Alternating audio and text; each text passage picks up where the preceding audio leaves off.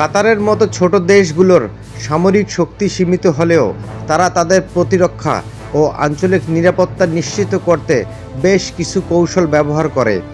কাতারও এই ধরনের কৌশল অবলম্বন করে থাকেন। ছোট্ট কাতারের সেনাবাহিনী যেভাবে লড়বে, কাতার তার নিরাপত্তা নিশ্চিত করার জন্য শক্তিশালী দেশগুলোর সঙ্গে সামরিক জোট গঠন করে। উপসাগরীয় অঞ্চলে অন্যান্য দেশগুলোর সঙ্গে যেমন তাদের জোট আছে, তেমনই যুক্তরাষ্ট্রের মতো পরাশক্তির সঙ্গেও তাদের ঘনিষ্ঠ সম্পর্ক রয়েছেন।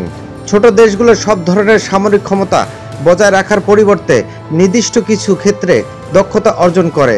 যেমন কাতার তার বিমান বাহিনী ও নৌবাহিনীকে শক্তিশালী করতে বিনিয়োগ করেছেন। আধুনিক প্রযুক্তি ও সরঞ্জামের ওপর নির্ভর করে ছোট সামরিক বাহিনীও বড় প্রতিপক্ষের বিরুদ্ধে কার্যকর প্রতিরোধ গড়ে তুলতে পারে। কাতার অত্যাধুনিক ড্রোন, ক্ষেপণাস্ত্র এবং অন্যান্য সামরিক প্রযুক্তি ব্যবহার করে তাদের সক্ষমতা দেখাবে। কাতার তেল ও গ্যাসের একটি প্রধান উৎপাদক দেশ।